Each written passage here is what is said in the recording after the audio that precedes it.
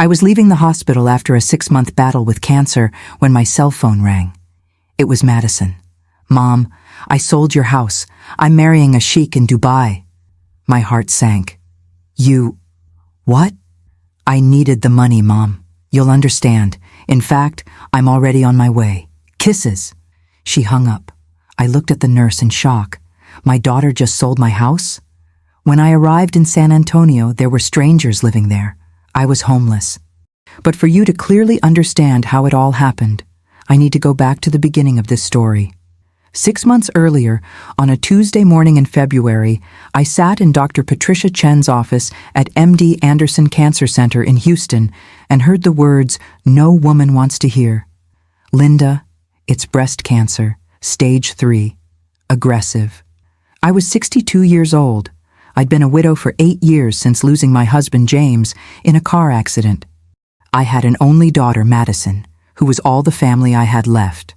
"We'll need immediate surgery," Dr. Chen continued, her voice gentle but firm.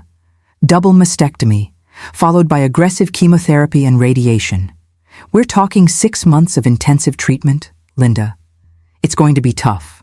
Difficult was an understatement. I called Madison from the hospital parking lot, my hands shaking so badly I could barely hold the phone. "Hi, Mom. I'm kind of busy right now," she answered, with that impatient voice she had developed over the past few years. "Madison, I need to tell you something. I have cancer." Silence on the other end. Then, "Oh, really? What kind?" "Breast, stage 3.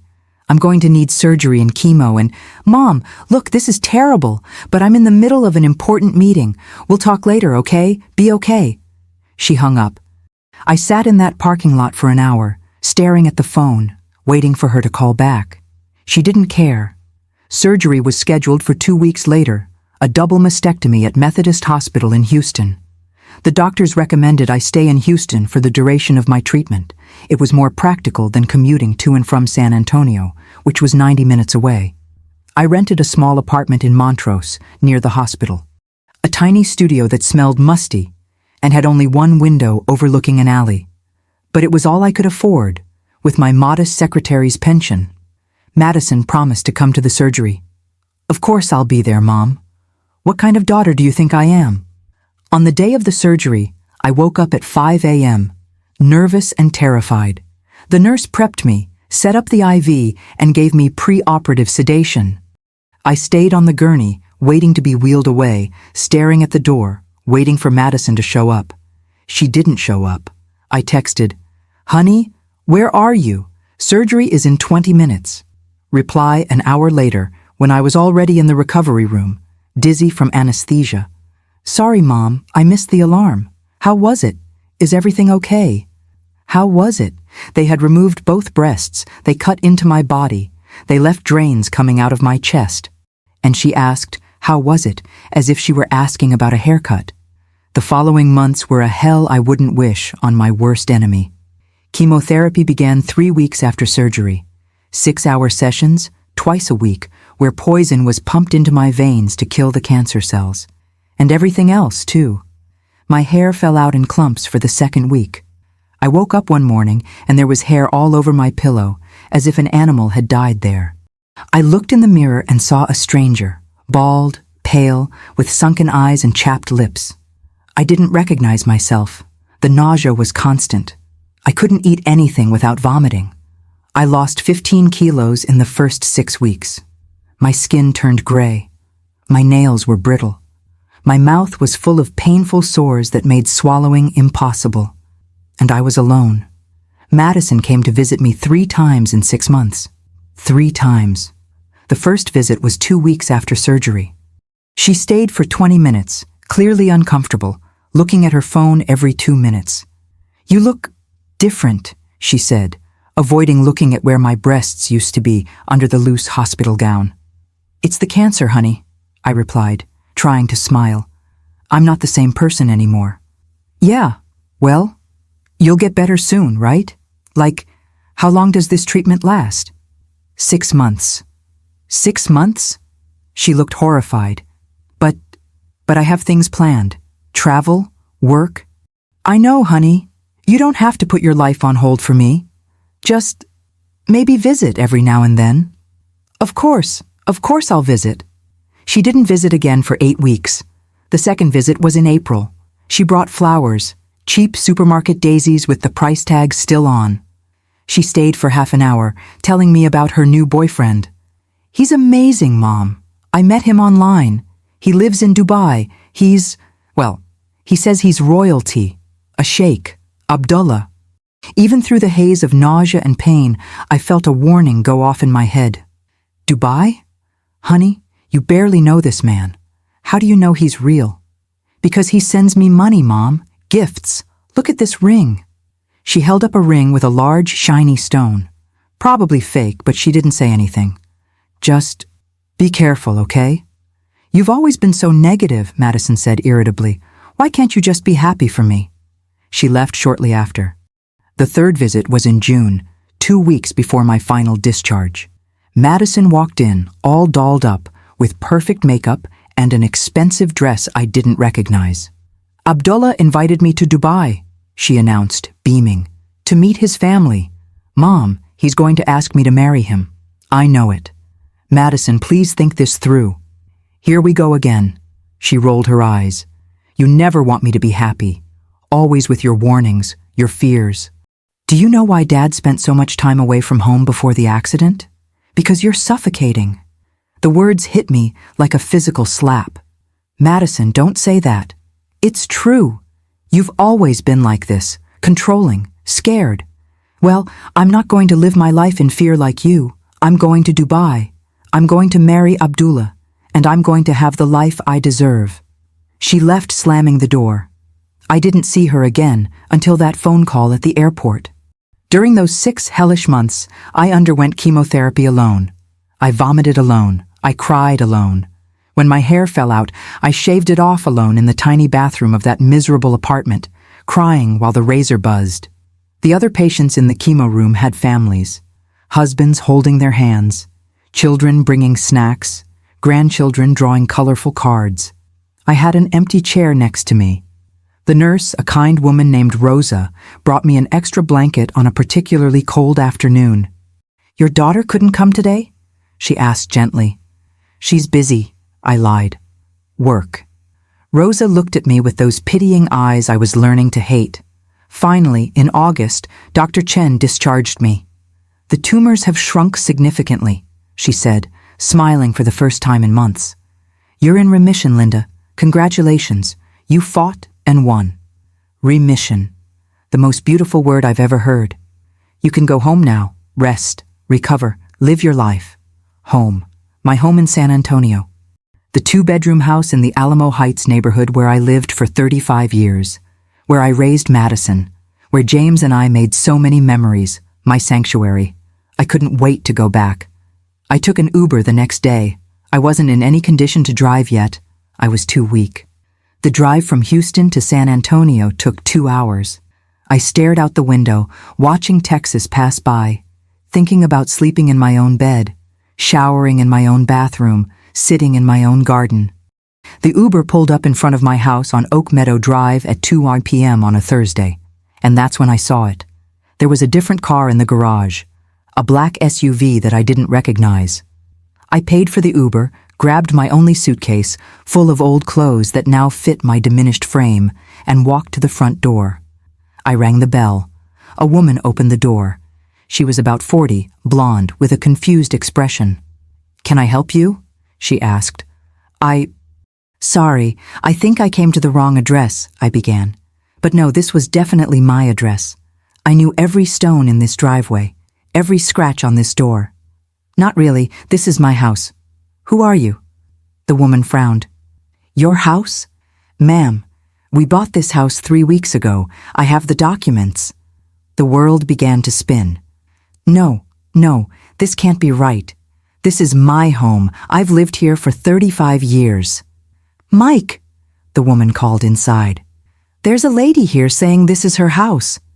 A man appeared, tall, wearing glasses, holding a mug of coffee. My coffee.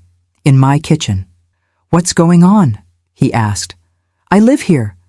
My voice was rising, panic taking over. This is my house. My husband and I bought this house in 1990. Who are you? Ma'am, please calm down, the man said. Look, we bought this house legally, from the First State Bank. Here's the contract. He disappeared for a moment and returned with papers. I picked it up with trembling hands. And there it was. Sales contract. My house, sold to Mike and Ashley Brennan for $385,000. And the seller's signature. It was mine. Except I never signed it. This can't be real. I didn't sell this house. I didn't sign this. Ma'am, if you have a legal problem, you'll need to talk to your bank or your lawyer, Ashley said, growing impatient. But you can't stay here. This is our property now. But it's my house! I was screaming now, tears streaming down my face. I live here. Mike, call the police, Ashley said, closing the door. No, wait, please! The door slammed in my face. I stood there on the porch, my porch, with a suitcase, wearing a scarf covering my still bald head, weak from chemo and completely lost. With hands shaking violently, I picked up my cell phone and called Madison. She answered on the third ring. There was airport noise in the background. Hi, Mom. Madison, my voice was hoarse. What? What's going on? People are living in my house. Saying they bought it. What? Oh, that. She paused. Yeah, I was going to tell you about that. Tell what? I sold the house, Mom. The world stopped. You... What? I needed the money. Abdullah and I are getting married in Dubai. It's going to be an amazing wedding in the desert with 300 guests, everything. But these things cost money, you know. And you weren't even using the house. You were in Houston. Madison, that's my house. It was your house. Now it's Mike and Ashley's. Or whoever bought it. Look, Mom, you'll understand eventually. This is my chance to have a real life, to be somebody, to not end up like, well, like you. Like me? Alone, bitter, living in an old house in San Antonio. I deserve more, Mom, and Abdullah is giving it to me. Madison, you can't sell my house. It's illegal. I never signed anything. Oh, about that. She laughed, a cold, humorless laugh. I discovered I'm pretty good at imitating your signature. Who knew, right? All those checks you made me sign when I was a kid finally came into their own. She forged my signature. My own daughter forged my signature and sold my house. Madison, please tell me this is a joke. It's not a joke. Look, I have to board. My flight to Dubai leaves in 30 minutes. I'll send you pictures of the wedding, okay? Oh, and Mom? Maybe it's time for you to go to one of those, retirement communities. Like a retirement home. You're 62. It's time. Madison, kisses.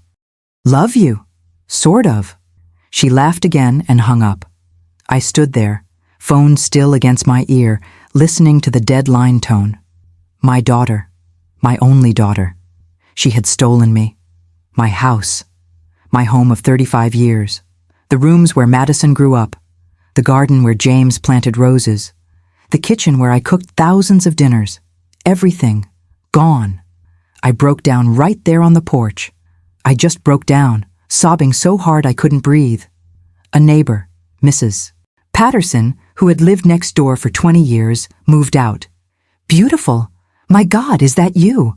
When did you get back? She ran to me. What happened? Why are you crying?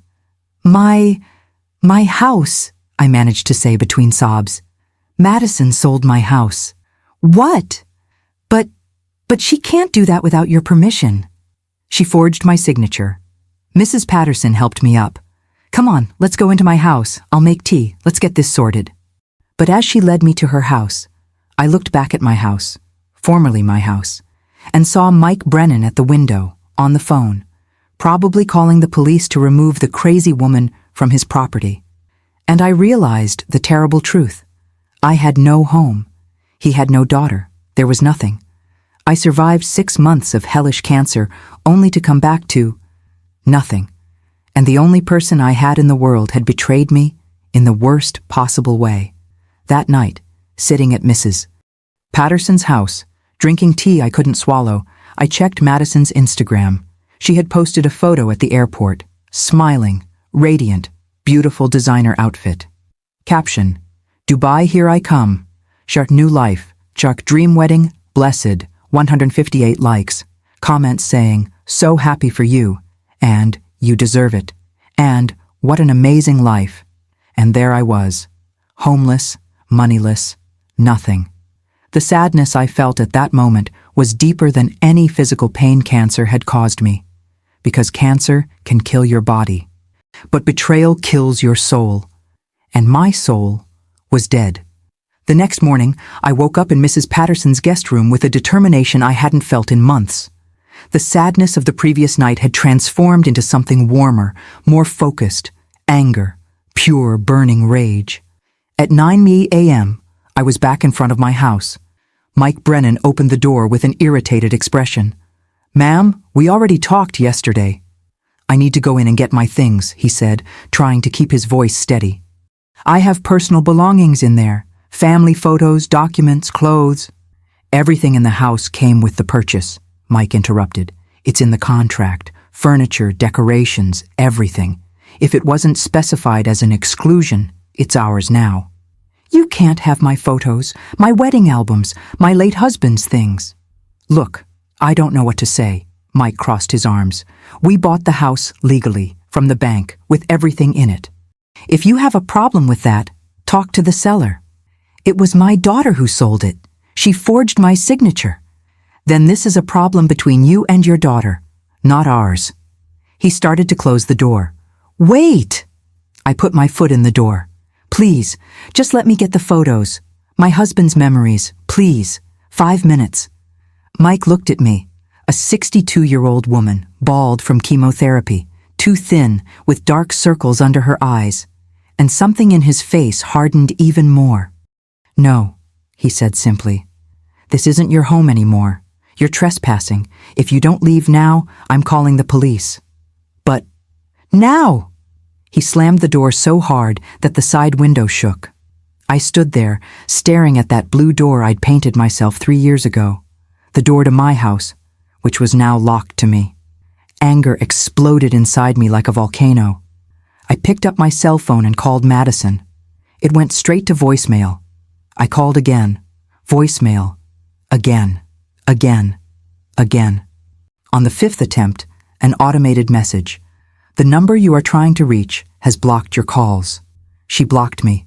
My own daughter blocked me. I tried texting. "Madison, you can't do this. It's illegal. It's my house. Respond now." The iPhone showed. Not delivered. Also blocked on WhatsApp. With hands shaking with anger, I opened her Instagram. And there it was, posted 2 hours ago. A photo of Madison at the Dubai airport. Smiling that wide, fake smile, posing in front of a huge screen that read, "Welcome to Dubai," in gold letters. She was wearing a white designer dress that probably cost more than my 1-month pension. Her hair was perfectly styled. Her makeup was impeccable. Luxury suitcases were beside her. The caption read, "Finally arriving at my fairy tale. Dubai is even more amazing than I imagined. Can't wait to meet my Prince Abdullah's family. Princess life, Dubai life, new beginnings, blessed, live your dreams." 253 likes, 47 comments. OMG, you are so lucky. This is the life of a real princess. Good envy, enjoy it, baby. You deserve all this happiness. I was literally homeless, broke, recovering from cancer. And she was posting about her princess life. With the money stolen from my house. Anger burned so hot in my veins that I felt dizzy. "Mrs. Carter?" A voice behind me. I turned around. It was a police officer. Young, maybe in his early 20s, with that uncomfortable expression. "Yes? We received a call about a disturbance here. The owner says the lady is refusing to leave the property." "Owner?" My voice came out louder than I intended. "This is my property. I've lived here for 35 years.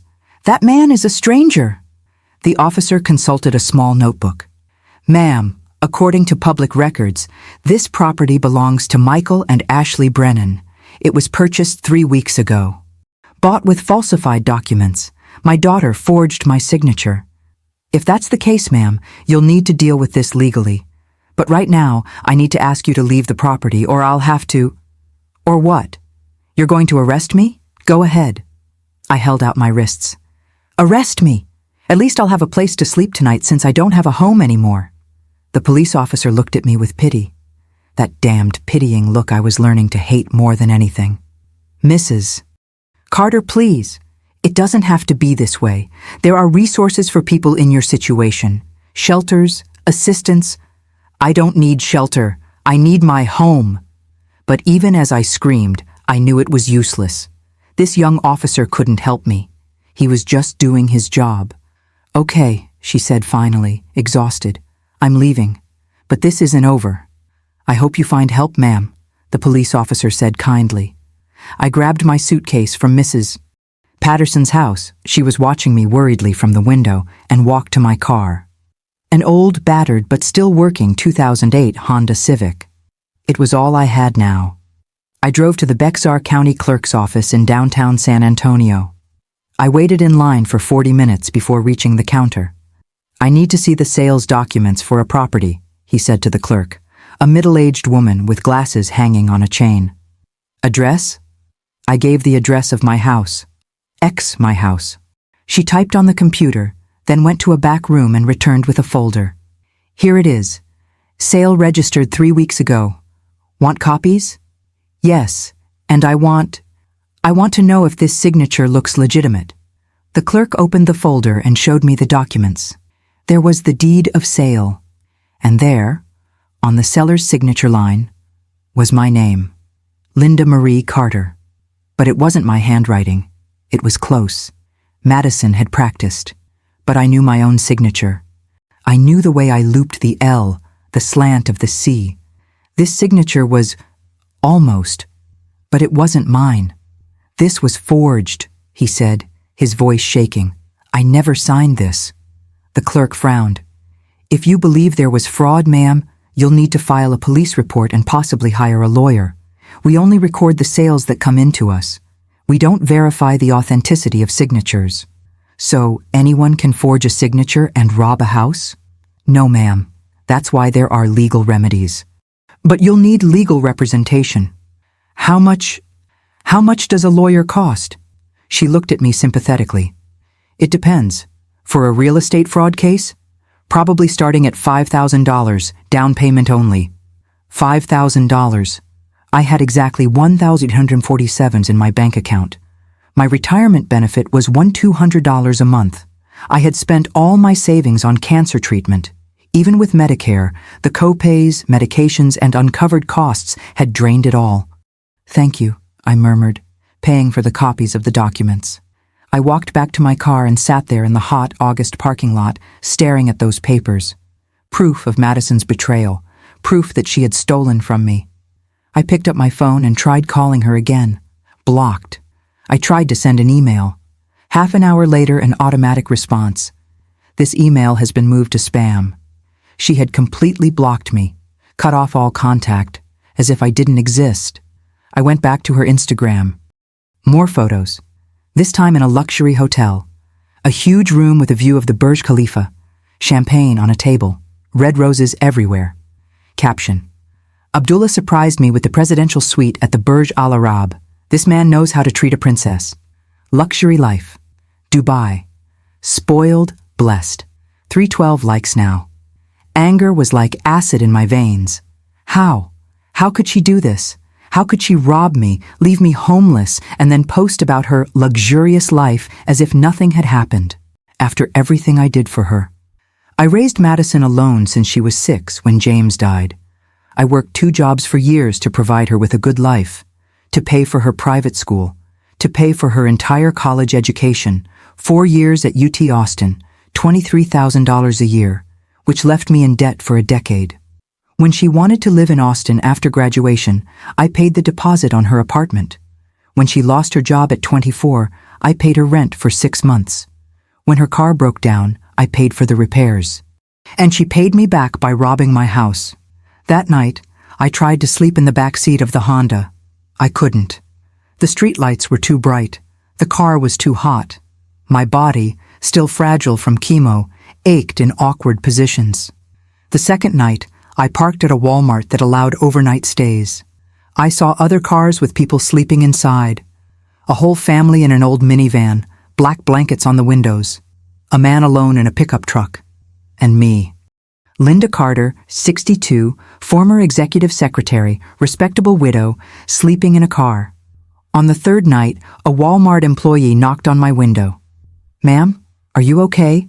You've been here for 3 nights." "I'm fine," I lied. She didn't look convinced. "Wait here." She returned 20 minutes later with an older woman wearing a name tag that said, Bexar County Social Services. "Mrs. Carter, I'm Janet Rodriguez, a social worker. I understand you're going through a difficult time." And then, there in the Walmart parking lot at 11 p.m., I broke down. I told him everything, the cancer, Madison, the house, everything. Janet listened to me patiently.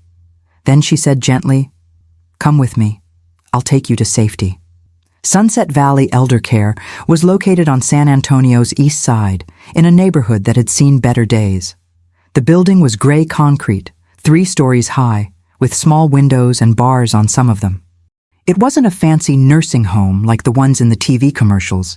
It was a municipal shelter, a warehouse for elderly people with no family, no money, no options.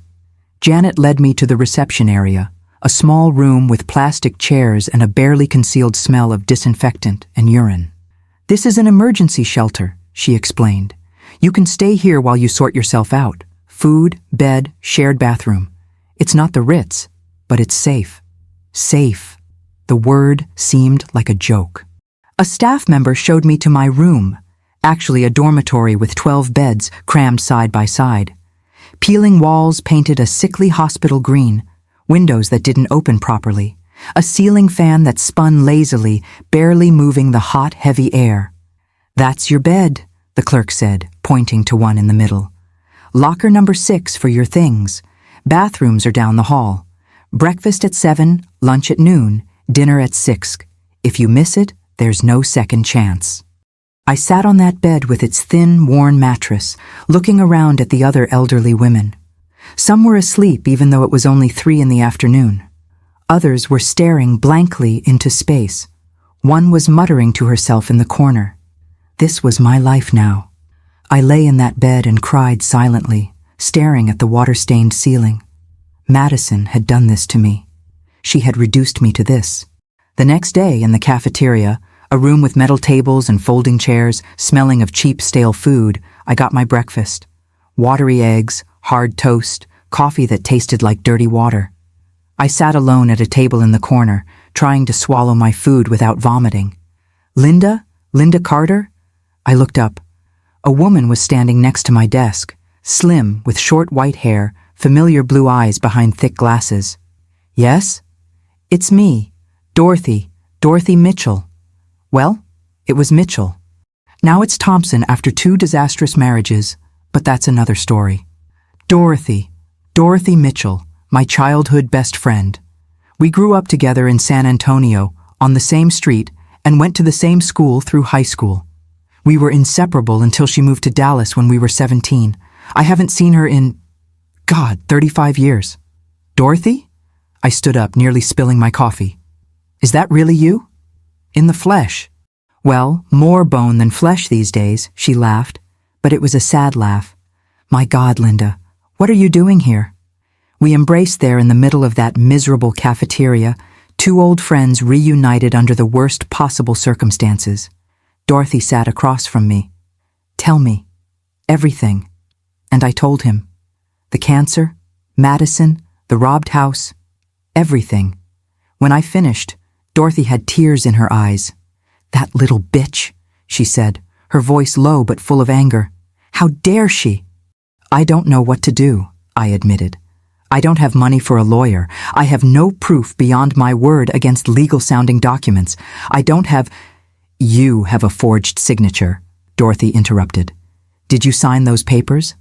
"No. So it's fraud. Simple as that. Linda, you need to sue. You need to get your house back." "With what money? Lawyers cost thousands." "I have money," Dorothy said calmly. I blinked.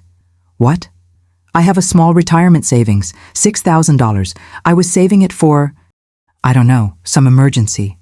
Well, this is an emergency. Dorothy, I can't accept your money. Why not?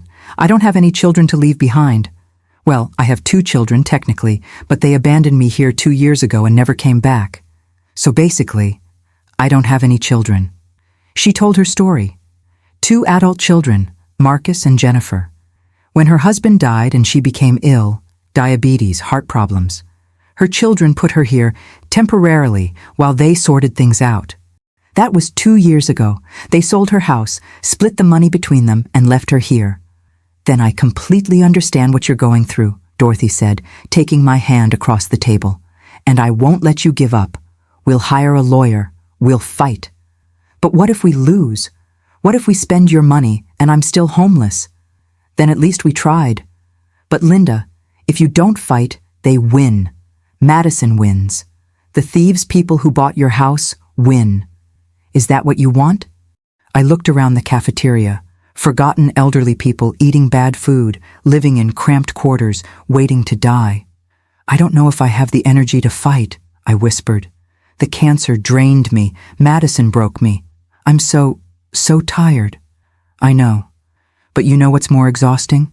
Giving up, accepting it, letting people walk all over you and doing nothing. Dorothy squeezed my hand. You've already fought cancer and won. This is much harder than fighting fraud. Really? At least with cancer, I knew what I was fighting. This, I don't even know where to begin. We start with a lawyer. Dorothy had an old cell phone. One of the staff members let some elderly people keep theirs. She searched for fraud lawyers in San Antonio and started calling. Most wanted between $5,000 and $10,000 just for a down payment, way beyond what we could afford. On the 5th phone, a receptionist said, "Let me put you through to Mr. Sullivan. He sometimes takes pro bono cases. Marcus Sullivan. He met us the next day in his small office in a less fashionable part of downtown San Antonio. The office was modest, just 2 rooms, old furniture, and bookshelves filled with law books. Marcus was about 50 years old, with hair starting to gray, reading glasses, and a tired but kind expression. I told my story for the 3rd time in a week. I showed the documents, the forged signature. Marcus studied everything carefully. Then he looked at me. "Mrs. Carter, may I be frank?" My stomach clenched. "Yes. This is going to be a difficult case. Not impossible, but difficult. The sale was legally registered. It went through the bank, the notary's office, all the appropriate processes. Proving it was fraud will require handwriting analysis of the signature, investigating how the buyers obtained the documents, possibly deposing your daughter. She's in Dubai, and she's blocked me on everything." Marcus sighed. "That complicates things, but it doesn't make things impossible." He paused. "I need to be honest about something else. The buyers, Mike and Ashley Brennan. I looked them up. They have questionable connections." "What kind of connections?" "The kind who uses houses to launder money. The kind who might not like legal questions being asked." He looked at me directly. "Ms. Carter, if we file this lawsuit, there's a chance of retaliation. I don't want to scare you, but you need to know the risks." My heart was racing. Retaliation what? Threats, intimidation, maybe worse. These are not people who play fair. I looked at Dorothy, who was sitting next to me. She nodded encouragingly. I looked back at Marcus, and then I looked out the dirty office window at the streets of San Antonio, my city, where I've lived all my life. "How much do you charge?" I finally asked. "Normally, $250 an hour, but I'll do it differently for you. Pay me $3,000 now to start. If we win and get the house back, you pay me the rest, 20% of the house's value. If we lose, you owe me nothing but the initial $3,000. Dorothy was already taking out her checkbook. "Done." "Wait," I held her hand. "Dorothy, this is half your money. What if we lose it?" So we lost. But at least we tried. I looked at that woman, my childhood friend who life had treated as badly as it treated me, but who still had the strength to fight. "I don't know if this is going to work," I said, hating how defeated my voice sounded. Nobody knows, Marcus said. That's why there's due process. But Mrs. Carter, can I tell you something? In 20 years of doing this job, I've developed a gut instinct. And my gut instinct tells me your daughter made a mistake. Greedy people always do, and we're going to find that mistake. What if we don't find it? So at least you'll go to sleep knowing you fought, that you didn't bow down. Is that worth anything? Was it worth it? I looked around the modest office, at Dorothy holding the checkbook, at Marcus with his tired but determined eyes. I thought about my home, the garden James planted, the photos of our wedding that were somewhere inside, the room where I raised Madison with so much love. And then I thought of that photo on Instagram, Madison smiling in Dubai with champagne and roses. Okay, he said finally, let's do this. Dorothy wrote the check right there. But as we walked out of the office an hour later, Marcus already starting to prepare the paperwork, a cold doubt settled in my chest. What if we lose? What if we spend Dorothy's money and I'm still homeless? What if Madison never pays for what she did? What if this really is my fate now? To live in a rundown shelter, eat horrible food, die forgotten and alone. Maybe Madison was right. Maybe I really was nothing. Maybe I wasn't worth fighting for. Hey! Dorothy tapped my shoulder as we walked back to the shelter. Stop overthinking. I can see it on your face. What if we're making a mistake? So we committed together. But Linda? She stopped and looked at me directly. You survived cancer. That means you're stronger than you think. So stop doubting and start fighting. I wanted to believe her. But when we returned to that dorm with its peeling walls and cramped beds, when I lay on that thin mattress, listening to other women snoring and murmuring, doubt consumed me. Because it was easier to doubt. Easier than having hope and being destroyed again. 2 days after hiring Marcus Sullivan, I was in the hallway of Sunset Valley Elder Care coming back from the shared bathroom when I heard heavy footsteps behind me. I turned and saw 2 men who definitely didn't belong there. The first was tall. He must have been about 6 feet 4 inches, with broad shoulders that strained his black t-shirt. Tattoos covered his muscular arms, running up his neck. His head was shaved. His eyes were cold and calculating, like those of a predator. The second was smaller, but no less intimidating. Dark hair pulled back in a ponytail, a scar running across his left eyebrow. Large hands with scarred knuckles, hands accustomed to striking. Linda Carter? The tall man asked, though he clearly already knew the answer. My heart raced. Who wants to know? I'm Ryan Thornton, he said, taking a step toward me. Instinctively, I backed away until my back hit the wall of the narrow hallway. I think we've met before. Well, sort of. You showed up at my house a few days ago screaming that it was yours. My mouth went dry. How did you find me? It wasn't difficult. Court proceedings are public, you know. He smiled, but there was no humor in it. Only a threat.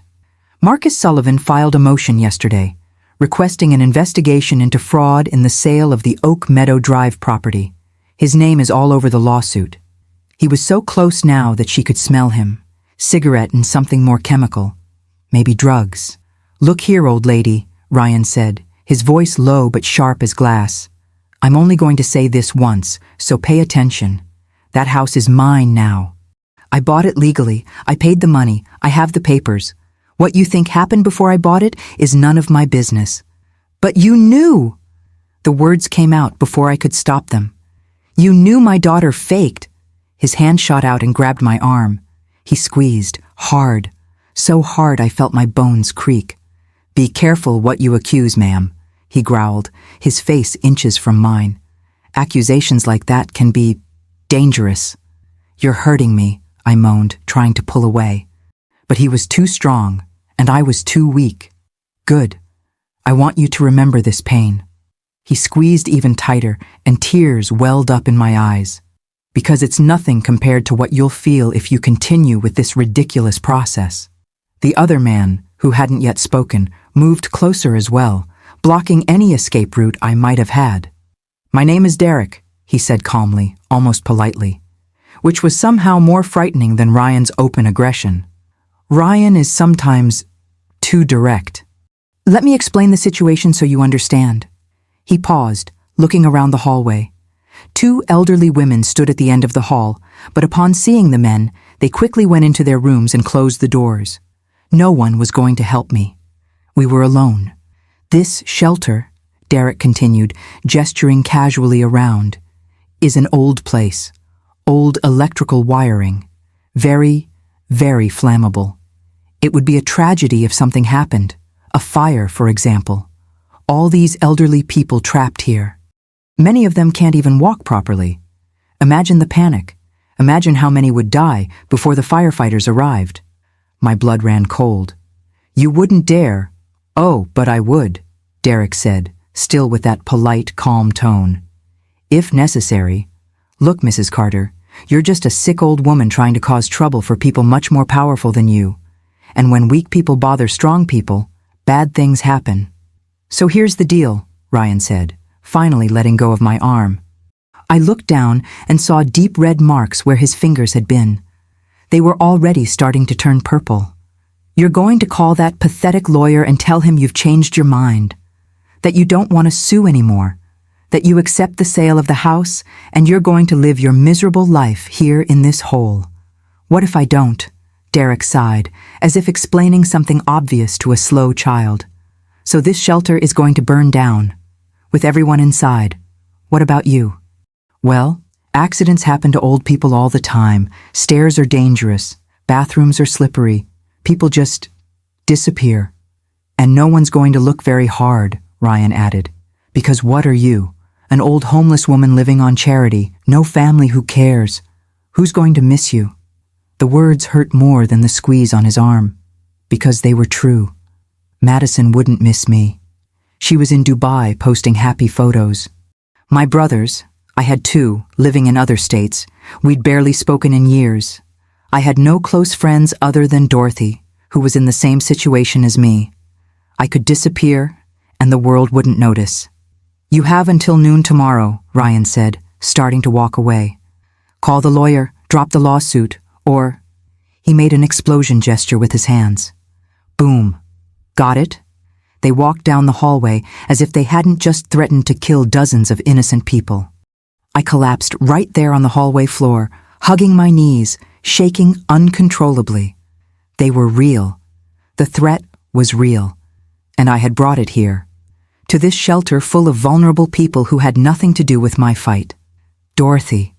God, Dorothy had given me money to help me. And now she was in danger because of me. All those elderly people sleeping in cramped quarters. Who couldn't walk fast. Who couldn't escape a fire. And why? Because of my house, of bricks and wood and memories? Was it worth risking so many lives? Beautiful? A soft voice. I looked up. Dorothy was standing there, looking at me with concern. What happened? You're shaking. I couldn't speak. I just raised my arm, showing the purple marks beginning to form. Dorothy's eyes widened. Who did this? The Thorntons, I managed. They were here. They said they're going to burn down the shelter if I don't drop the lawsuit. Dorothy turned pale. My God. And they said they're going to kill me, make me disappear. Tears were streaming down my face now. Dorothy, I can't do this. I can't put everyone in danger. It's not worth it. Beautiful. I'm canceling the lawsuit. She was almost screaming now, hysterical. I'm going to call Marcus and tell him I'm giving up. They can keep the house. I don't care anymore. You do care, Dorothy said firmly, helping me to my feet, and you won't give up. Come with me. Dorothy, you don't understand. I understand perfectly.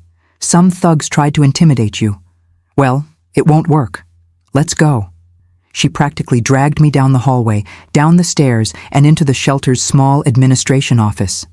Miss Carla, Dorothy said to the administrative worker behind a cluttered desk, I need to see today's security footage, now. Carla, a woman in her 40s with curly hair and a perpetually weary expression, raised an eyebrow. Why? Because two men just threatened to kill my friend on the second floor, and I need proof. Carla became more alert. Threatened? When?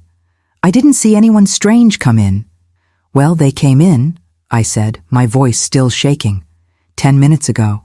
2 men, one very tall, tattooed, with a shaved head, the other with a ponytail and a scar. Carla quickly swiveled her chair around and began clicking on her computer. A screen split into several security cameras showing different angles of the shelter. Here, she said, reversing the footage. Main entrance, 2:37 p.m. And there they were. Ryan and Derek strolling in casually, like normal visitors. The camera had no audio, but their faces were clearly visible. Now, show me the second floor, east corridor, Dorothy instructed. Carla switched cameras. And there it was. Me leaning against the wall, Ryan grabbing my arm. Derek approaching. The entire conversation captured on silent but clear video. "Oh my God," Carla whispered. This is assault. Threatening. I need to call the police." "No!" I screamed, panic exploding. "They said they're going to burn down the shelter. They're going to kill everyone." "That's exactly why we need the police," Dorothy said firmly. She looked at Carla. "Can you make copies of these recordings? We need them as evidence." "Yes, I can save it to a USB. But seriously, you need to report this." "We will," Dorothy promised. "But first we need the copies. Please." While Carla worked on saving the files, Dorothy pulled me to the corner of the room. "Linda, listen to me. Listen to me well." She held my face between her hands, forcing me to look her in the eyes. "You survived cancer, 6 months of chemo. You lost your hair, you almost died, and you still fought. You fought, and you won. That was different. Was it? What? It was just evil cells trying to kill you. Now it's evil men trying to kill you. What's the difference? They're going to burn the shelter. They're going to kill you. They're going to—" "Only if we let them," Dorothy interrupted. "Linda, these men are counting on your fear. They're counting on you to bow down, to surrender, to give up. But do you know what happens when you really fight? When you stand up for yourself? What? They lose. Because criminals are cowards deep down. They threaten because it's easier than actually doing something. But if you fight back, with the law, with evidence, they run away like the cockroaches they are. But what if they don't run away? What if they actually do something? Then we'll have the police protecting this place. We'll have evidence. We'll have justice." Dorothy pinched my face. "You're going to let them win? After everything you've been through? After surviving cancer only to be beaten by life?" Tears streamed down my face. "I'm so scared." "I know. But fear and courage are not opposites. Courage is feeling afraid and doing the right thing anyway." Carla handed us a USB. "Here, everything saved. Date, time, multiple angles." "Thank you," Dorothy said. Then she looked at me. "Now, let's talk to Marcus, and then we'll go to the police. Together." We went to Marcus's office. When we showed him the recordings, his face became serious. "This changes everything," he said, watching the video for the second time. "This isn't just real estate fraud now. It's witness intimidation, terrorist threats, attempted obstruction of justice." "They said they're going to burn down the shelter," I repeated, my voice breaking. "They won't," Marcus said with conviction. "Because now we have it all on video, and we will bring them to justice, both crimes, the fraud and the threats." Let's go to the police, now.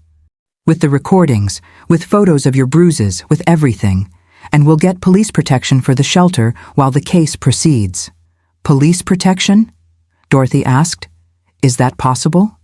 With evidence of a credible threat against a building full of vulnerable elderly people?" "Absolutely. They're going to have patrols at the shelter 24/7. Marcus took us straight to the San Antonio Central Police Station. We asked to speak to someone who handles serious crimes. We were directed to Deputy James Harrison, a black man in his 50s with graying hair at the temples and eyes that had seen every kind of crime. We told him everything. We showed him the recordings. I showed him my bruises, which were now deep purple. Marcus presented the fraud case documents. Harrison watched the recordings 3 times. Then he leaned back in his chair and let out a long sigh. "Ryan Thornton," he said, almost to himself. "Of course it's him." "Do you know him?" I asked. "I know him. Small-time drug dealer who likes to think he's big, involved in money laundering, trafficking, extortion. We never got enough evidence to make the charges stick. But this, he tapped the screen where Ryan was squeezing my arm. This is as clear as day. So will you help? Dorothy asked. I'll do more than help. I'll arrest this son of a bitch. Harrison stood up. But it'll take 24 hours to build the case properly. I need arrest warrants. I need to coordinate with the district attorney. I need to make sure that when we arrest them, the charges stick. And during those 24 hours, I asked, my voice small, what if they come back? I'm putting 2 patrol officers in front of Sunset Valley Elder Care immediately. 24/7 until this is resolved. No one is going to touch that building, or you. For the first time since Ryan had squeezed my arm, I could breathe properly. Mrs. Carter, Harrison said, looking straight at me. I need you to understand something. What you're doing, exposing these men, is brave. But it's also dangerous. They won't like it. And when we arrest them, they'll hire expensive lawyers. It's going to be a fight. I know. But I also want you to know, you are right. This is your house. Your daughter committed fraud. The Thorntons bought stolen property. And I will do everything in my power to see that you get justice. Tears welled up in my eyes again. But this time, they weren't tears of fear. They were of hope. Thank you, I whispered. That night, returning to the shelter with Dorothy, I saw the police car parked out front. 2 officers inside, alert, keeping watch. See? Dorothy said, patting my shoulder. You're safe now. We're all safe. In the dorm, lying on that uncomfortable bed, I touched the bruises on my arm. They still hurt. But somehow, the pain seemed lesser. Because for the first time in weeks, since I found out I'd lost my home, I felt something I'd forgotten what it felt like. Hope. Real, solid hope that maybe, just maybe, justice would prevail. That I would get my house back. That Madison would pay for what she did. That Ryan and his henchmen would go to prison where they belonged. I closed my eyes, and for the first time since my cancer diagnosis months ago, I slept soundly. I dreamed of my home, of James in the garden, of Madison as a child, laughing, innocent, before greed corrupted her. And I woke up, a few hours later, to the sound of gunshots. Bang, bang, bang. The sound exploded through the night like fireworks, except fireworks don't make windows shatter. I sat up in bed so fast I felt dizzy. Around me, the dorm exploded into chaos. Elderly women screaming, someone crying, shattered glass falling to the floor. Get on the ground, someone shouted. One of the officers, I realized later. Everyone on the ground now! I rolled out of bed and fell onto the cold linoleum floor, hands over my head, heart pounding so hard I thought I was going to have a heart attack. More shots. Bang, bang, bang. The sound of a motorcycle accelerating, tires screeching, and then silence. Silence except for the screams and cries of the women around me. Dorothy! I shouted into the darkness. Dorothy! I'm here! His voice came from the left. I'm fine. Lights came on, the emergency lights, creating strange, frightening shadows. The 2 patrol officers rushed into the dormitory, guns drawn, scanning the room. Anyone hurt? One of them shouted. I looked around. Women on the ground shaking, crying, but no blood, no bodies. No, I managed to say. I don't think so. Stay on the ground, the officer instructed. Don't move until we give the signal. They went out to check the rest of the building. I lay on that cold floor for what felt like hours, but was probably only minutes. Dorothy crawled over to me and took my hand. It was them, I whispered. I knew it. I knew they were going to do something. But no one got hurt, Dorothy whispered back. It was intimidation, trying to scare us. It worked, I admitted. I'm terrified. Eventually, more police arrived. Paramedics, shelter staff. We were allowed to get up. Our dorm window had 3 bullet holes, glass everywhere. The bullets had entered and lodged in the opposite wall, thankfully above where any of the beds were. If someone had been standing, I didn't allow my brain to complete that thought. Deputy Harrison arrived 20 minutes later, still in his home clothes. He had clearly been awakened. His face was a mask of cold rage.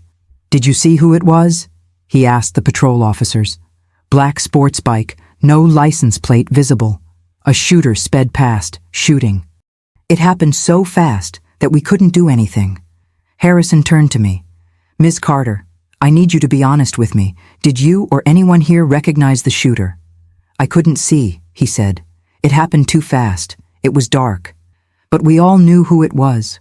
Ryan Thornton, or someone he sent." "It's over," he said, his voice dead.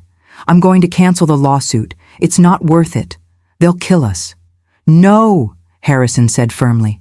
"That's exactly what they want, for you to give up your fear." "And they did it. I'm scared. Everyone here is." "Right. But Mrs. Carter—" Harrison knelt in front of me, looking me straight in the eye. "If you give up now, these men win. They'll keep doing this to other people, other victims. It never stops until someone stands up." "Why does it have to be me?" Tears streamed down my face. "I just want my house back. Why does this have to be so hard?" "Because bad men make everything difficult. But here's what we're going to do." Harrison stood. "First, I'm arresting Ryan and Melissa Thornton now. Not in 24 hours. Now. For attempted murder, witness intimidation, and domestic terrorism. They're going out on bail. Maybe. But I'm going to ask for bail to be high. Very high. And I'm going to have an officer assigned to this shelter 24/7 until the trial is over." He paused. "And Mrs. Carter, I promise I'll make those bastards pay for what they did." For the next 2 hours, we watched through the broken window as police cars drove off, lights flashing in the night. Dorothy and I sat in the common room with other frightened old women, drinking tea someone had made, wrapped in blankets, trying to stop shivering. And as I sat there, the reality of it all began to hit me. Madison had caused this. Madison. My daughter had sold my house to dangerous criminals. And because of that, innocent people almost died tonight. Old women who had nothing to do with anything. Dorothy, who had only tried to help me. Everyone in danger because my daughter was greedy and selfish. The sadness I'd felt in the previous days began to transform into something warmer, more dense, anger, absolute burning rage. I grabbed my phone, which miraculously hadn't broken when I dropped it, and opened Madison's Instagram.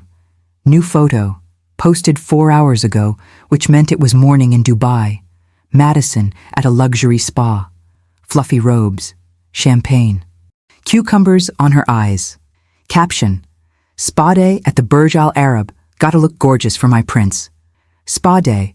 Luxury. Life I deserve. Blessed. 387 likes.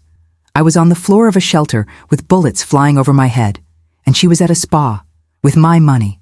Anger exploded inside me like nothing I had ever felt before. "That con artist!" I screamed so loudly that several women jumped. "That damn selfish one!" "Linda," Dorothy tried to calm me down. "No." I threw my phone on the couch. "She did this. Madison did all of this. If she hadn't sold my house, none of this would have happened. No one would have been threatened. No one would have been shot." "You're right," Dorothy said calmly. "You're absolutely right." "And where is she?" "Dubai, posting SPA pictures while her mother almost dies, while a building full of elderly women almost gets massacred." I got up and started pacing, adrenaline still pumping. I gave everything for her. I worked 2 jobs to give her a good life. I paid for her college. I covered for her mistakes. I was there for every single thing she needed. My voice was rising, and when I needed her, when she was dying of cancer, where was she? Absent. And when I finally got discharged, she stole me. "I know. And you know the worst part? The worst part?" I turned to Dorothy. "Is that if she had asked me for the money, I would have given it. If she had come to me and said, 'Mom, I'm in love, I need help with the wedding,' I would have found a way. I would have taken out a loan, sold things, anything, because that's what mothers do." I collapsed back onto the couch, burying my face in my hands. But she didn't even give me a chance. She just stole it. Like I was nothing. Like 28 years of love and sacrifice meant nothing. Dorothy hugged me as I cried. "I hate her," I whispered. God forgive me, but I hate my own daughter. I hate what she's become. I hate what she's done. Hate is exhausting, Dorothy said gently. But you know what's energizing? Directed anger. Anger that turns into action. What kind of action? To make sure she pays, that the Thorntons pay, that everyone pays for what they did. A staff member entered the room. Ladies, Deputy Harrison is returning. He has news. We walked to the entrance. Harrison was standing there, and for the first time since I'd met him, he was smiling. Ryan and Melissa Thornton were arrested 20 minutes ago at their residence. Both are in custody. A bail hearing is scheduled for tomorrow, but I will ask that it be denied under the circumstances. And the lawsuit? Marcus asked. He had arrived as soon as he heard about the shooting. Expedited. I got the prosecutor to schedule a hearing for 3 days. Given the urgent nature and the danger to those involved, the judge agreed. 3 days. In 3 days, this could be over. And Madison? I asked. My daughter. She'll have to answer too? Harrison exchanged a look with Marcus. Eventually, yes, when I return from the Emirates, but for now, the focus is on the Thorntons and the recovery of their property. But I wanted more than my property back. I wanted Madison to face what she did. I wanted you to feel even a fraction of the pain you caused. And suddenly, everything changed again. A few hours later, my cell phone rang at 3 a.m.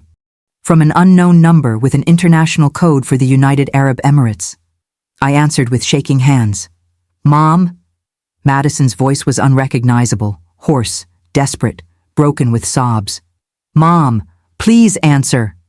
Madison? I sat up in bed, heart racing. What? Mom, I need help! She was screaming now, hysterical. I heard noise in the background, voices in Arabic, car horns, chaos. Abdullah was not a sheikh. He was a scammer. It was all a lie. What? Madison, calm down. I can't calm down. She sobbed so hard she could barely speak. Armed men broke into the hotel. They took everything. All the money, my passport, my cards, my jewelry, everything.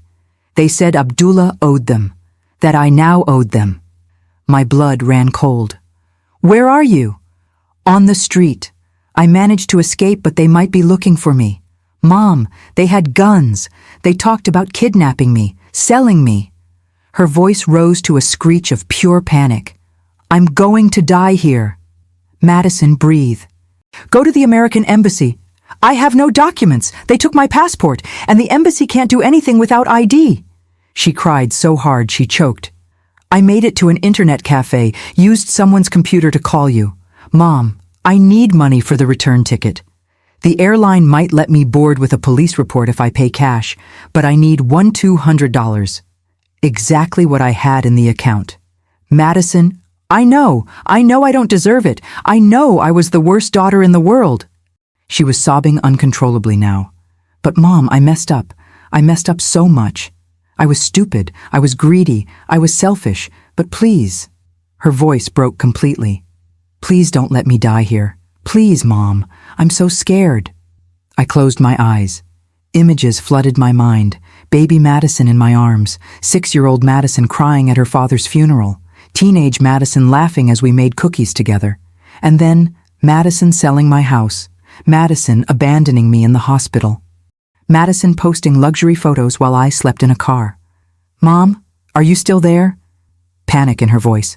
Please don't hang up, please. I am here. So you'll help me? Desperate hope. I don't know. Silence. Then, I understand. I understand why you don't want to. But Mom, I'm your daughter. Your only daughter. What if something happens to me? She paused, her voice growing small and frightened like it had been when she was a child. Could you live with that? I hung up and looked up at the ceiling of the dark dormitory. Dorothy woke up at my movement. Who was it? Madison. I told everything. Dorothy stiffened. No! Linda, no! She cheated on you. She almost killed you. She left you homeless. I know. And now you want your last money? The money you need to survive? She is my daughter. She's a viper. Dorothy sat up now, eyes gleaming with anger in the darkness. Linda, listen to me. She made choices. Adult, selfish, criminal choices. And now the consequences are here. Let her deal with them. What if something happens to her? So she did it. But you did nothing and you lost everything. Dorothy grabbed my shoulders. You have $200. That's all you have left. If you send it to her, you'll have zero. How will you eat? How will you survive until your next retirement check in 3 weeks? I don't know. Exactly. You don't know, because you would be starving for a daughter who abandoned you. I knew Dorothy was right. Logically, rationally, she was 100% right. But she was my daughter. The next morning, Marcus came to the shelter to review our strategy for the hearing. When I told him about the phone call, he was livid. Mrs. Carter, please tell me you didn't send the money. Not yet. Don't send it. It's obviously manipulation. It's my daughter. She's your criminal daughter. Marcus slammed his folder on the table. Linda, I'm sorry to be harsh, but you need to hear this. Madison is an adult. She made choices. She flew to Dubai to chase an internet stranger with stolen money. That's not your problem. But what if it's true? What if she really is in danger? Then contact the American embassy. Call the police. Ask the UAE for help. But you? He pointed at me. You have nothing. You live on $200 a month. If you donate that $200, you'll go foodless for 3 weeks. I can skip meals. With your history of cancer? With your body still recovering? Marcus sounded genuinely angry now. Mrs. Carter, if you starve to death trying to save someone who betrayed you, Madison wins. The Thorntons win. Everyone who hurt you wins. I looked at my hands. Old, wrinkled, shaking slightly. She's all I have, I whispered. No, it's not, Dorothy said firmly. You have yourself. You have dignity. You have the right to survive. You have the right not to be martyred by someone who treated you like dirt. But that night, lying in bed, I couldn't stop thinking about Madison's voice, the real fear in it, the desperation. And I thought, what if it's true? What if she really is in danger? What if something horrible happens and I've refused to help? Could you live with that?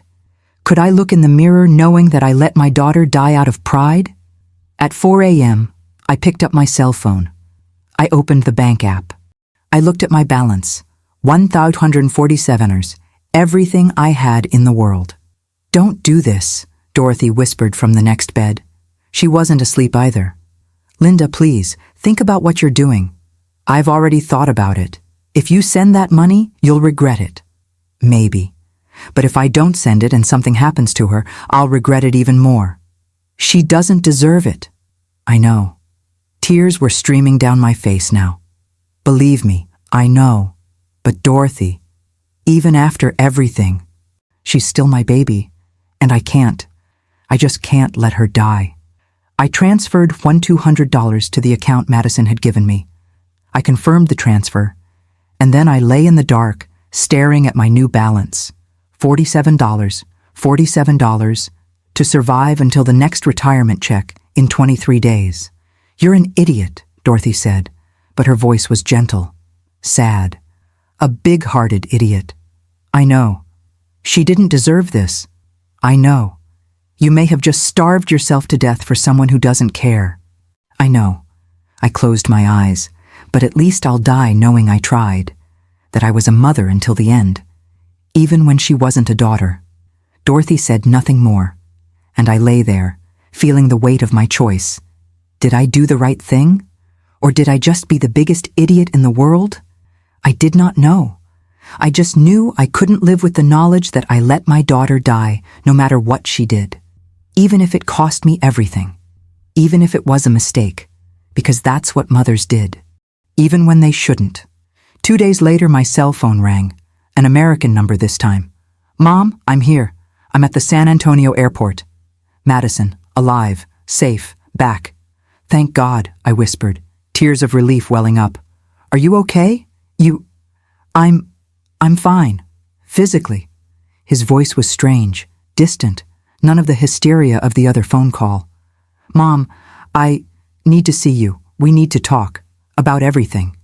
Yes, please. When? Soon. I'll take care of a few things first, but soon. I promise. Madison, wait! But she had already hung up. Dorothy looked at me suspiciously. Is she coming? I said yes. Do you believe it? I wanted to believe. I desperately wanted to believe that my daughter would finally show up. She would apologize. She would make things right. But a part of me, the part that had learned the hard way, doubtful. The day passed. No calls, no messages. Night fell. Nothing. I tried calling. It went straight to voicemail. She won't show up, Dorothy said gently. Linda, you saved her. And she just disappeared again. She said she needed to take care of some things.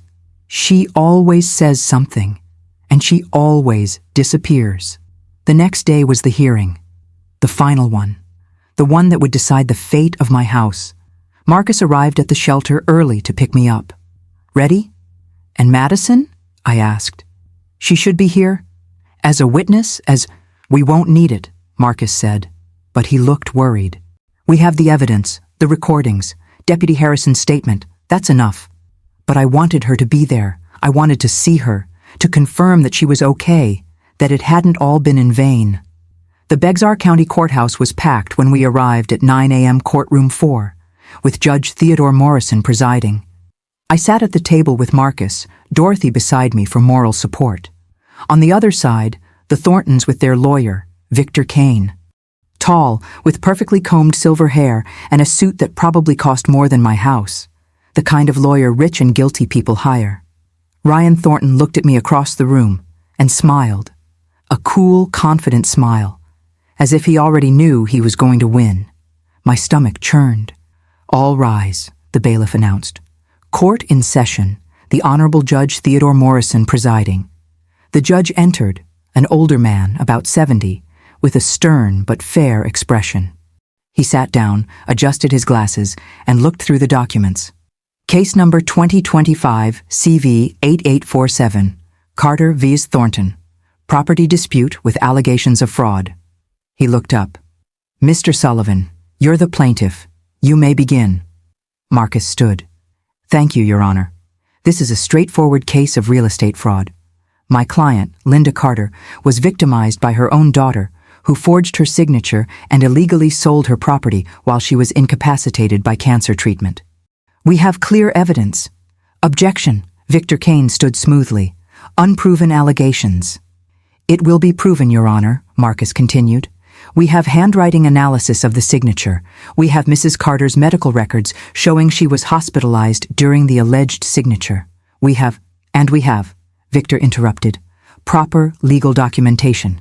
Deed registered. Sale processed through a reputable banking institution. Payment made. My clients purchased this property in good faith. The judge banged his gavel. Gentlemen, one at a time. Mr. Sullivan, present your evidence. Marcus spent the next hour presenting everything. The sales documents with the forged signature. The analysis by a certified graphologist showing discrepancies. My medical records from MD Anderson proving I was in Houston on the day of the alleged San Antonio signing. The bank employee who processed the sale testified. He admitted, embarrassed, that he never verified ID in person. Everything was done via email and mail. Mrs. Patterson, my neighbor, testified that I had lived there for 35 years and never mentioned selling. And then, Deputy Harrison. Officer, can you describe the events of 3 nights ago? Harrison was an impressive witness, calm, factual, a natural authority. He described the shooting at the shelter, the prior threats, the Thorntons' arrest. And in your professional opinion, what was the purpose of these threats? Intimidate Ms. Carter into dropping this lawsuit. Silence her through terror. Victor Kane stood up to cross-examine. Deputy Harrison, have the Thorntons been formally charged with the shooting? Harrison hesitated. We're still investigating. So there is no proof that my clients were involved? The circumstances strongly indicate, but without direct proof, without eyewitnesses, without physical evidence? Not at this time, but thank you, Chief. No further questions. Marcus looked worried now. I was too. And then it was Victor Kane's turn to present his defense. Your Honor, he began, his voice soft and confident. This is a tragic situation. An elderly woman, confused after the trauma of cancer and chemotherapy, cannot remember to authorize the sale of her property. My clients have deep sympathy for her. I never authorized, I began, but Marcus silenced me. Indeed, Victor continued, we have evidence that Ms. Carter suffers from post-treatment cognitive deficits. He nodded to his assistant, who handed out documents. This is a medical report from Dr. Richard Pemberton, a board-certified neurologist, stating that Ms. Carter exhibits signs of chemotherapy-induced dementia. My blood ran cold. That's a lie. The judge looked at me sternly. Mrs. Carter, please, you will have your chance to speak. Marcus was leafing through the documents, his face turning pale. Your Honor, this report is dated 3 days ago? How is it possible that Dr.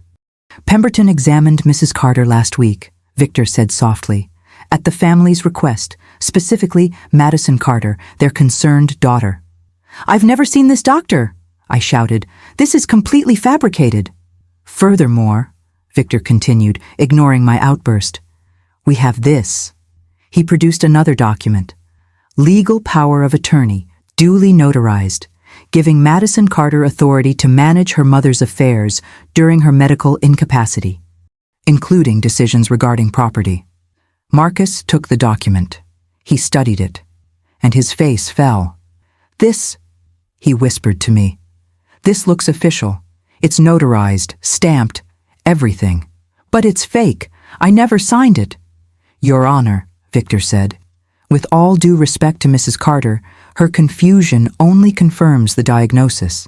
She doesn't remember signing the power of attorney. She doesn't remember discussing the sale with her daughter. She doesn't remember authorizing the transaction. This is tragically consistent with dementia. This is a lie! He was on his feet now, screaming. This is all fabricated. They're buying fake documents, bribing doctors. I don't have dementia. The judge banged his gavel. Mrs. Carter, control yourself or you'll be removed. Marcus pulled me back into the chair. Linda, calm down. Let me handle this. But Marcus, I know it's false, but we need to prove it. He turned to the judge.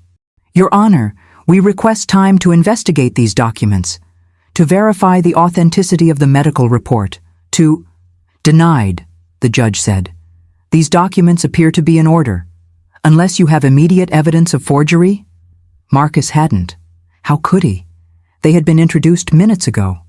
In that case, the judge continued, based on the evidence presented, the courtroom door banged open, and Madison walked in. Stop! Madison's voice echoed through the courtroom. All heads turned. The judge frowned. Who are you, and why are you interrupting? Madison Carter, she said, walking down the center aisle. She looked different, so different from how I remembered. No makeup. Hair pulled back in a simple ponytail. Jeans and a t-shirt, not designer clothes. Her eyes were red and puffy, as if she'd been crying for days. I'm her daughter, she pointed at me, and I need to talk. Miss Carter, the judge said sternly, this is a court of law. You can't just... That medical report is fake, Madison screamed, her voice cracking. So is the power of attorney. So is everything Mr. Kane just presented. Victor Kane stood smoothly. Your Honor, clearly this young lady is disturbed. Am I upset? You're lying. Madison turned to him. You paid me. You paid me $5,000 to disappear, to not show up in court, to let you file those fake documents. The courtroom erupted in murmurs. The judge banged his gavel. Order! Order in court! Madison was crying now, but she kept talking. I was going to accept it. I was going to take the money and disappear, because I'm a coward. Because I've spent my whole life being selfish. But I can't. I can't anymore. She turned to me for the first time. Our eyes met across the room. Mom. Her voice was breaking. It was me. Everything was me. Madison, I whispered, tears already streaming down my face. I forged your signature, she continued, the words coming out in a torrent now. I found the Thorntons online on a real estate investment forum. They were looking for properties to launder money. I offered them the house. I said I could get the documents. Miss Carter, the judge said, are you aware that you are confessing to crimes? I am, Madison screamed. I'm perfectly aware, and I don't care, because my mother, she sobbed, my mother was dying of cancer, and all I did was abandon her, steal from her, almost kill her. She turned to the judge. The Thorntons offered me $100,000 for a house worth $385,000. $100,000 in untraceable cash. They knew it was fraud. Of course they knew. Why else would they pay so much less? It was money laundering, and they needed a house with clean documents. Ryan Thornton stood up abruptly. This is ridiculous. Shut up! Madison turned to him. You texted me. You offered me an extra $20,000 if I could convince my mom to drop the lawsuit. I have all the texts.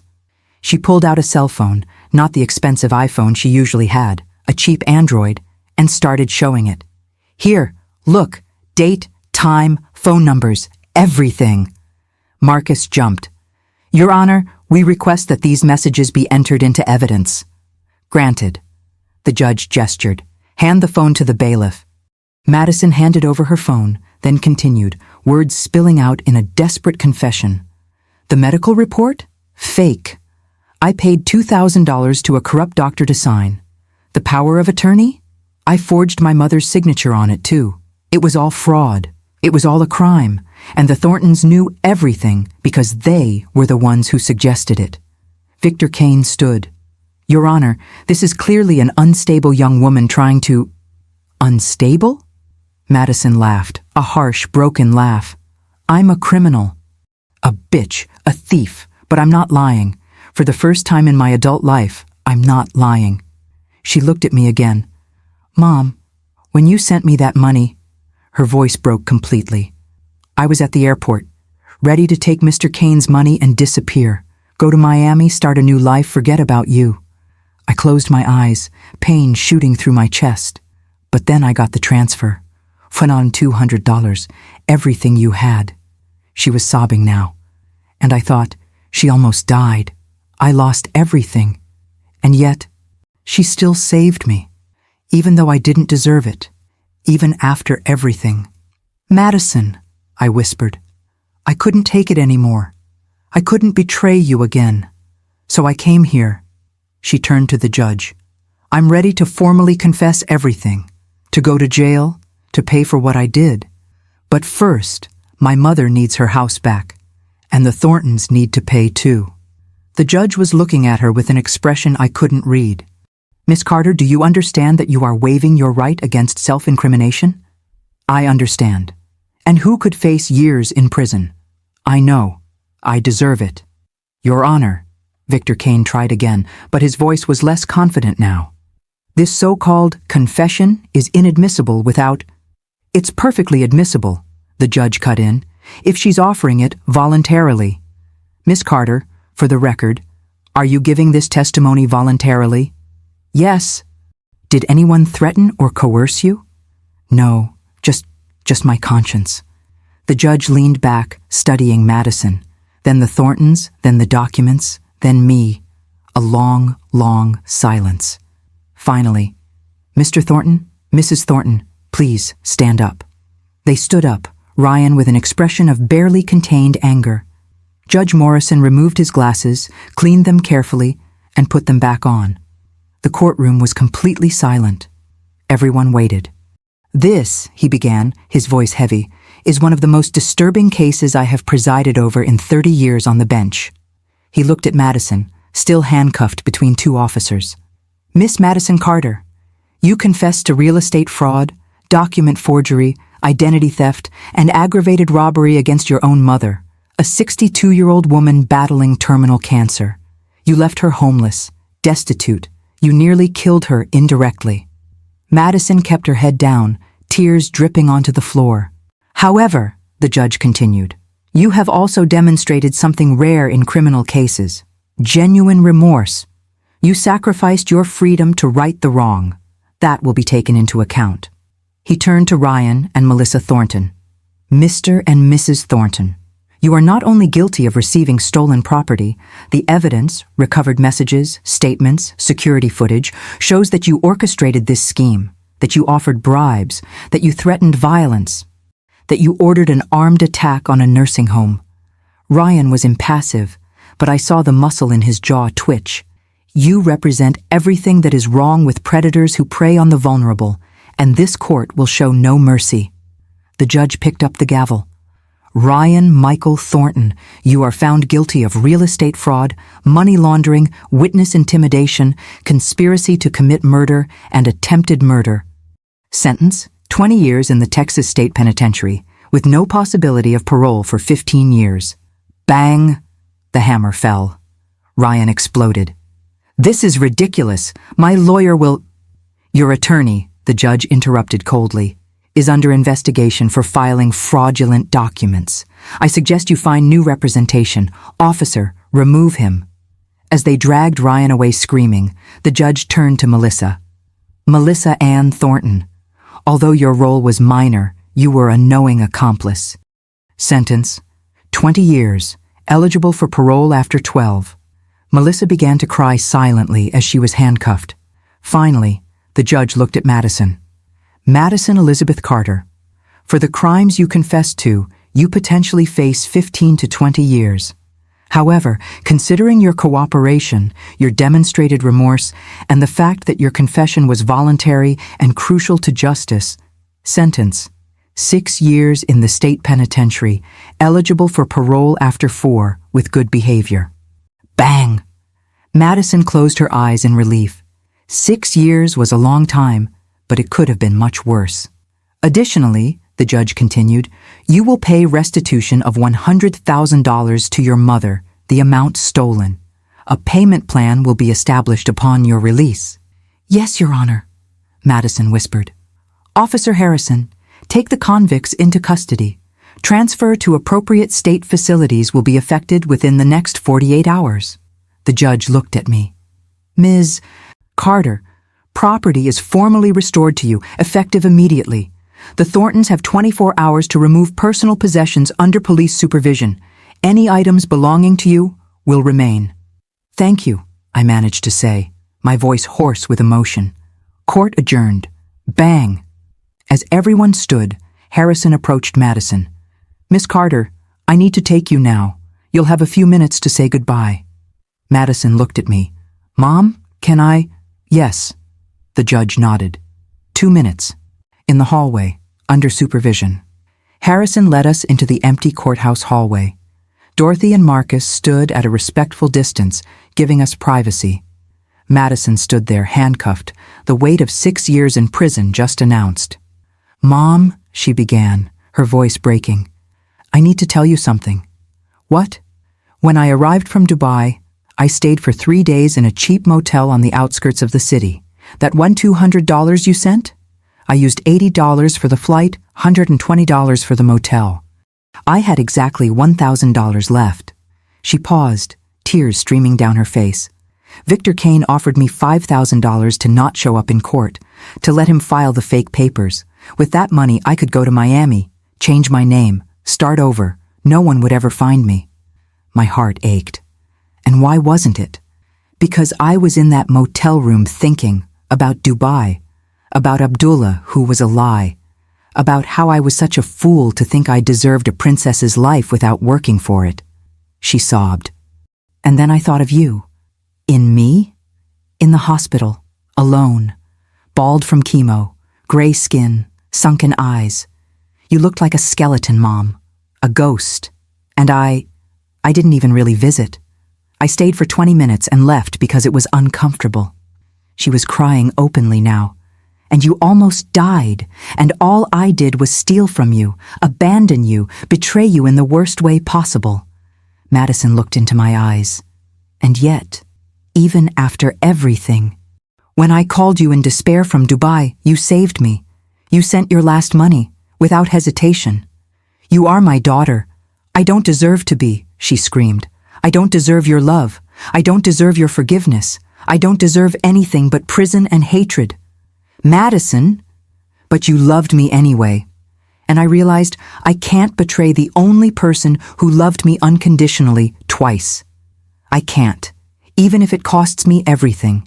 Even if I go to jail for years, I can't. She took a deep, shivering breath. So, on the third day, I took a bus to court. I got there early. I sat in the parking lot for an hour, gathering my courage, wondering if I was really going to do this. She laughed humorlessly. I almost ran away 3 times. But then I remembered your face in that hospital, and I went in. I stepped forward and hugged my daughter. She collapsed against me, sobbing into my shoulder. I'm so sorry, she whimpered. I'm so sorry for everything. For every horrible thing I've done. For every time I've disappointed you. For being the worst daughter in the world. You're not the worst, I whispered, stroking her hair. You've made terrible mistakes, but today you did the right thing. And that shows there's still good in you. Kindness? Mom, I'm going to prison for 6 years. I know. And you deserve this sentence. You need to pay for what you did. I pushed her away, cupping her face in my hands. But Madison? I forgive you. She blinked, shocked. What? I forgive you, not because you deserve it, but because you are my daughter. And a mother's love, true mother's love, survives even the worst betrayal. But how? How can you forgive me after everything? Because I saw you make the hard choice. Come here, confess. Sacrifice your freedom for the truth. I wiped her tears with my thumbs. This is the Madison I created, the one with courage and heart. She was lost for a while, but she came back. It's not completely back, Madison said bitterly. I'm still selfish. I still thought about running away. But you didn't run away. That's the point. I kissed her forehead. Now you're going to pay your debt. You're going to spend years in prison thinking about your choices. And when you get out, we'll have another chance. A new chance? If you want. Madison closed her eyes, silent tears streaming down her face. I want to. More than anything. Harrison gently touched my shoulder. Mrs. Carter, I need to take you now. I hugged Madison one last time. Tight, memorizing her scent, her warmth, everything. I'll write to you, I promised. Every week. Mom, you don't have to. I will, because that's what mothers do. We don't give up. I looked her in the eyes. Not even when we should.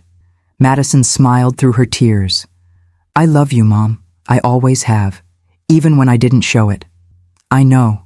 I always knew. And then Harrison took her away. I watched my daughter being led down the hallway, handcuffed, towards 6 years in prison, and in some painful, strange way, I felt hope. 6 years later, Gatesville State Prison for Women was 3 hours from San Antonio. I made the trip 3 times a year, spring, summer, and winter. Dorothy always came with me. Madison wrote every week, long, introspective, honest letters. The first ones were filled with self-pity and anger. I can't take it anymore here. The guards are cruel. The other inmates are scary. I want to go home. But gradually, they changed.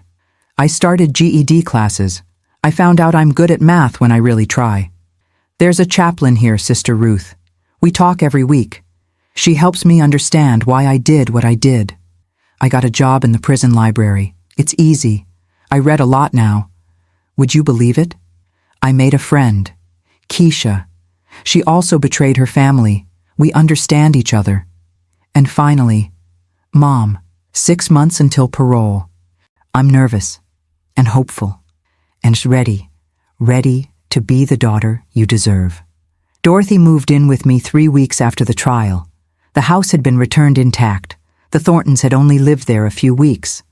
We went through each room together, Dorothy supporting me as I cried at the sight of my house again, my furniture, my photos. In Madison's room, I found James and my wedding photo albums. Untouched. The Thorntons had never touched them. Dorothy and I transformed the house from a place of pain to a place of healing. We painted the walls.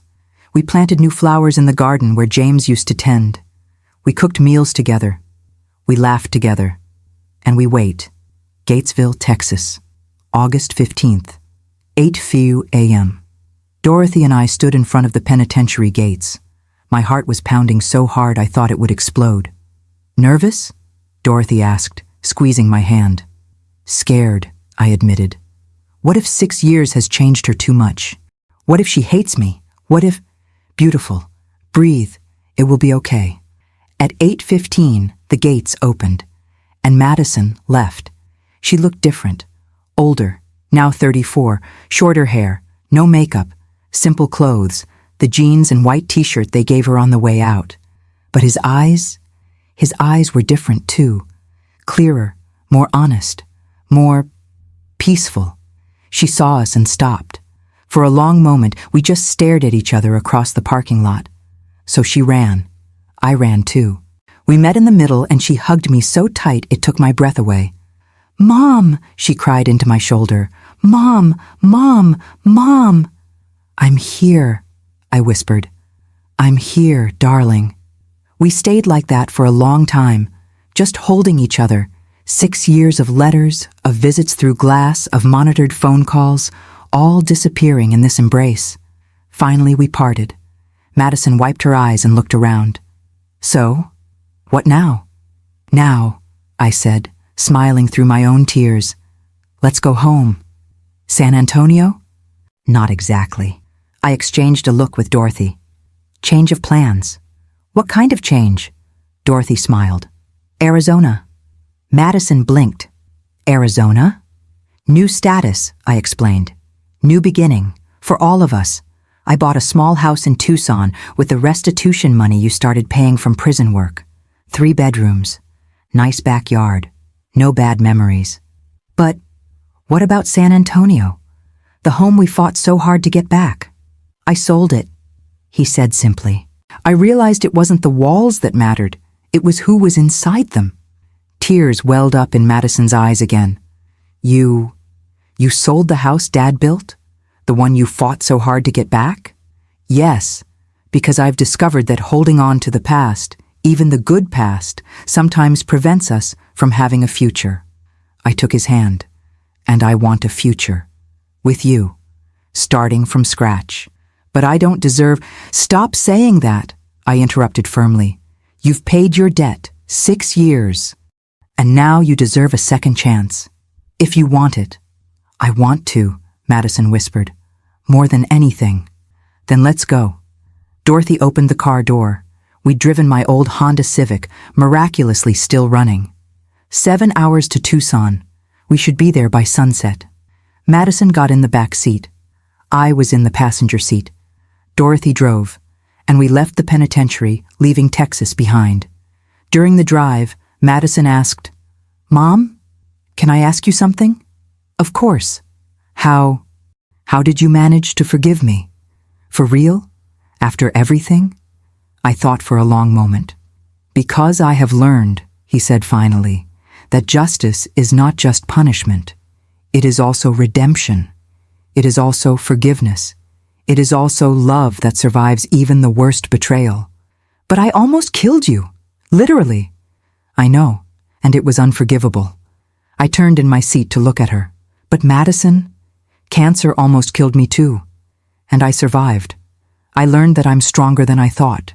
And that holding on to hate just kills me differently. So you forgave for yourself? Not for me? I forgave for both of us. Because holding on to resentment would have destroyed what was left of our relationship. And you? I smiled. You did the hardest thing in the world. You confessed. You sacrificed. You paid. It wasn't enough. Maybe it never will be. But it's a beginning. I reached back. She took it. And beginnings are all we need. Dorothy glanced in the rearview mirror. You know what I think? You two are survivors. Linda survived cancer. Madison survived prison. I survived abandonment. And together, we'll survive anything. We're the weirdest family, Madison laughed through her tears. We are, I agreed. But we're family. And that's what matters. We drove through West Texas, then New Mexico, and finally Arizona. Red mountains, endless sky, sunsets painting everything gold. When we arrived in Tucson at dusk, Madison looked at the small terracotta house with cacti in the yard. "It's different," she said. "Good different?" "I think so." She smiled, really, genuinely, for the first time in years. "Is this home?" "If you want it to be." "I want." We got out of the car. 3 women, 68, 72, and 34 years old, broken and rebuilt, scarred but healed. And as we entered that new house, in new condition, with a new life ahead of us, I realized something. Justice had been served. Madison paid. The Thorntons would pay for 15 to 20 years to come. But more important than justice, there had been redemption, and forgiveness, and love that survived the unforgivable.